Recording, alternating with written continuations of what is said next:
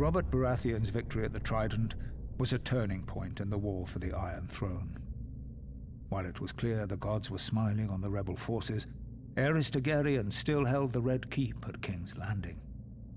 As Robert was wounded and unable to ride, it was up to Eddard Stark to make for the capital and force the Mad King to give up the throne.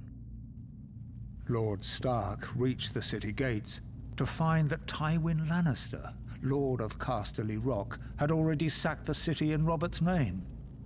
House Lannister had remained neutral up to this point, ignoring requests for help from both the Crown and the rebels. Now that Robert's eventual victory was assured, it seemed Lord Tywin had finally chosen a side. Lord Eddard was horrified by what he saw when he entered the city. Homes looted and burned, women raped, scores of innocent citizens killed. Disgusted, he led his force up Visenya's hill to the Red Keep.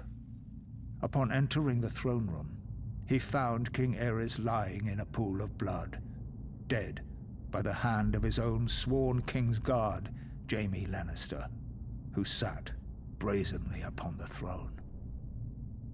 Demanding to know the whereabouts of Queen Rhaella, Lord Eddard was informed the Queen and her son Viserys had been spirited away to Dragonstone before the Lannisters arrived. But other members of the royal family were not as fortunate. Elia Martell of Dorne, who was the wife of Prince Rhaegar, had been raped and murdered by Ser Cregor Clegane on Lord Tywin's orders. Ser Gregor and his men had also butchered Rhaegar's young children. When Robert was well enough to reach the capital, Lord Eddard demanded the Lannisters answer for their heinous crimes. Robert refused, and sent him south to relieve the Baratheon stronghold of Storm's End, which was still under siege by forces loyal to the Crown. Whatever words passed between the two old friends are known only to them, but Lord Eddard is said to have left King's Landing in anger.